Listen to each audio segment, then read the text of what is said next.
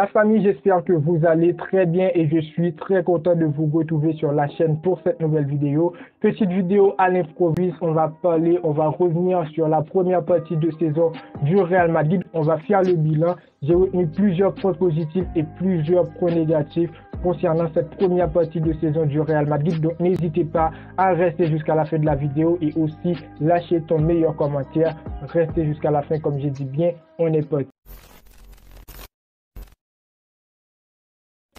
Juste avant que la vidéo commence, frérot, c'est très important, lâchez ton meilleur pouce bleu pour le référencement, pour le soutien, ça va aider au développement de la chaîne et aussi lâcher ton meilleur commentaire. Pour cette première partie de saison, le Real Madrid, je trouve, a été chaud et froid à un certain moment puisque on a débuté la Ligue des Champions de cette première partie et ça a été vraiment incroyable pour le Real Madrid. On va pas se mentir, on va directement commencer avec les points positifs et je trouve le premier point, c'est les compétitions. Aujourd'hui, on a un Real Madrid qui a terminé premier de Liga pour la première partie de saison et aussi en Ligue des Champions. Ça a été incroyable face à Napoli et tout. Donc on commence avec la Liga. La Liga s'est débutée pour le Real Madrid sur une victoire face à l'Athletic Bilbao 2-0. Je me suis dit, lorsque le Real Madrid a gagné ce match, puisque avant le FC Barcelone a fait un match nul, je me suis dit que la Liga va bien pour le Real Madrid, puisque le Real Madrid était directement premier du classement. Mais après, tout va changer. Malgré une belle victoire 2-1 face à Almeria, ça a été compliqué pour le Real Madrid. Ensuite, une victoire 1-0 face à Celta Vigo. Donc, la Liga a été très difficile pour le Real Madrid jusqu'on est arrivé à perdre face à l'Atlético de Madrid sur un score de 3-1. L'erreur de Carlo Ancelotti, je l'ai appelé comme ça dans ma vidéo. Je trouve que Carlo Ancelotti, il était responsable. Mais après, le Real Madrid, en termes de Liga, je trouve le Real Madrid est très performant en ce moment. Malgré pour le début de la Liga, le Real Madrid, niveau performance, n'était pas vraiment la meilleure équipe. Mais après, on se retrouve avec une équipe qui donne de très bonnes performances. À l'image du dernier match du Real Madrid, c'était face au Osasuna, une très bonne victoire 4-0. Ça a été vraiment incroyable. Et comme j'ai dit bien, je suis bien sûr que le Real Madrid, lors de notre retour après la trêve internationale, on va garder ce rythme.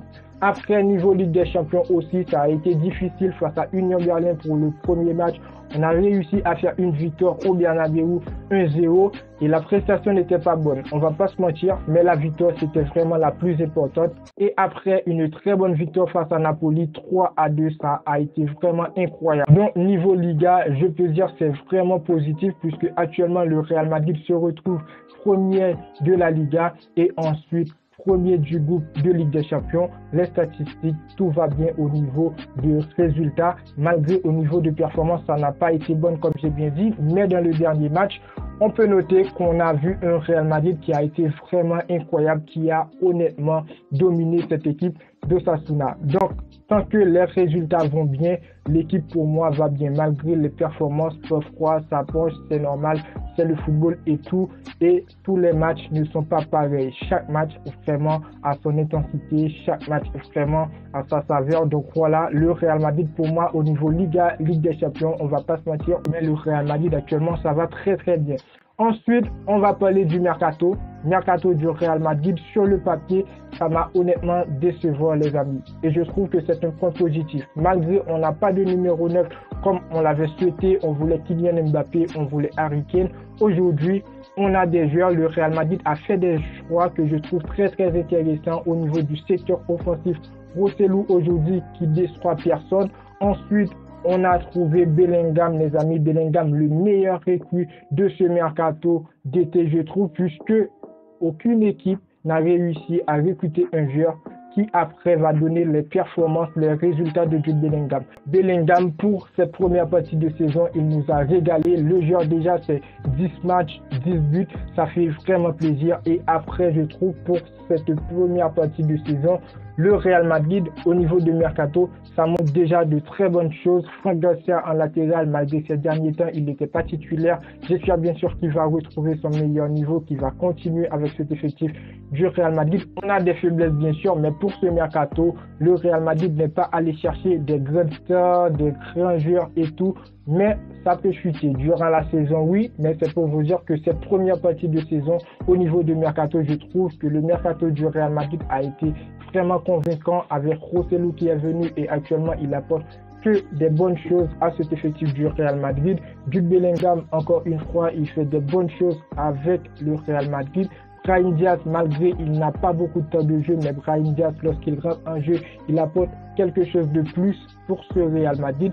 Donc voilà, je trouve le premier point qui est la Liga, deuxième point Mercato, ça a été vraiment rassurant. Ensuite, je trouve c'est la polyvalence, les amis. On va pas rester là-dessus, mais ce Real Madrid, durant la première partie de saison, Carlo Ancelotti, il a tenté pas mal de choses.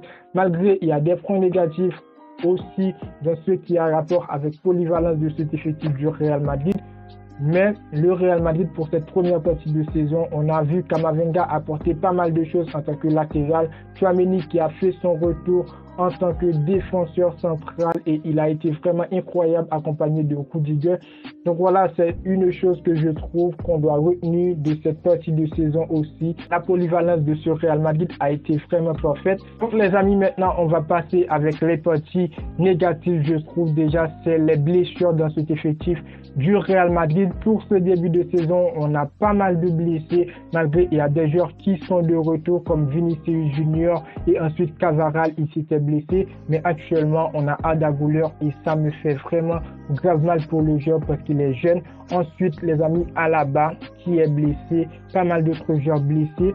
Donc voilà, les blessures, ça fait très mal à ce Real Madrid. Malgré un très bon début de saison, j'espère bien sûr que ça va réussir à se régler puisque après, si durant la saison, on continue à avoir des joueurs blessés, ce serait vraiment catastrophique.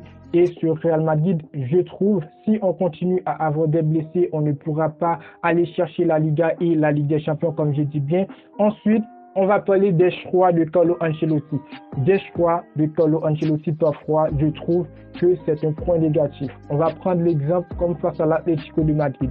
Comment Carlo Ancelotti, il a aligné Jude Bellingham en tant qu'ailier. Oui, l'équipe est très polyvalente. On a des joueurs qui peuvent jouer à n'importe quel poste, mais il faut se contrôler, Carlo Ancelotti. Oui, il y a émotion, parfois. Tu veux voir Jude Bellingham en tant qu'ailier apporter beaucoup de choses parce que Vinicius, il n'était pas présent. Et vous aussi, les frérots, vous voulez voir Camavinga en tant que latéral réussir. Vous voulez voir Tchouaméni en tant que défenseur réussir. Mais à un certain moment, il faut mesurer le match. Face à Atlético de Madrid, on a perdu avec l'erreur de Carlo Ancelotti. L'Atlético de Madrid, c'est une équipe qui joue bloc bas, et avec ça, tu mets des joueurs comme Jude Bellingham qui n'est pas un ailier. Jude Bellingham, il est numéro 10, il manque des buts. Oui, il est très bien, il est à l'aise en tant que numéro 10, mais le faire changer de poste face à une équipe comme l'Atlético de Madrid, comme on l'a vu les amis, c'était vraiment catastrophique. J'espère bien sûr que Carlo Ancelotti va se poser la tête sur les épaules pour faire les bons choix durant la saison. Sinon, c'est mort avec ce Real Madrid. Et après, le dernier point négatif, je trouve, c'est la blessure. Encore une fois, on va revenir sur les blessés d'Arda Güler. Arda Güler qui n'a toujours pas joué avec le Real Madrid. Il a fait son retour à l'entraînement. Il est blessé. Donc, je trouve que c'est un point négatif. Et je pense que Pintus et les personnes qui sont responsables de l'entraînement du Real Madrid et tout ça physique, j'espère bien sûr qu'ils vont se contrôler parce qu'aujourd'hui, on a un joueur qui est en danger, Arda Güler qui est très très jeune. Moi, je veux le voir réussir dans cet effectif du Real Madrid. On ne sait pas la raison pour laquelle il se blesse à chaque reprise, mais j'espère bien sûr pour la deuxième partie de la saison, il va réussir, il va peut-être faire son premier match avec le Real Madrid. Donc voilà les amis pour les points négatifs. N'hésitez pas à me dire ce que vous pensez dans les commentaires.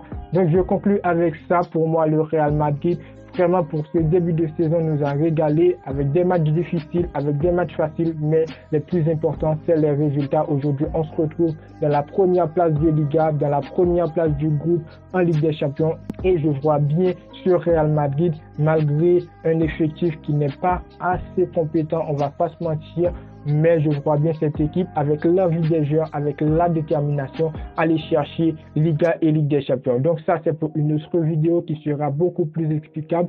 N'hésitez pas à me dire ce que vous pensez dans les commentaires. Abonnez-vous si ce n'est pas encore fait. Lâchez votre meilleur pouce bleu pour le référencement, pour me dire que vous appréciez le travail. Et moi, je vous dis à très bientôt pour une toute nouvelle vidéo.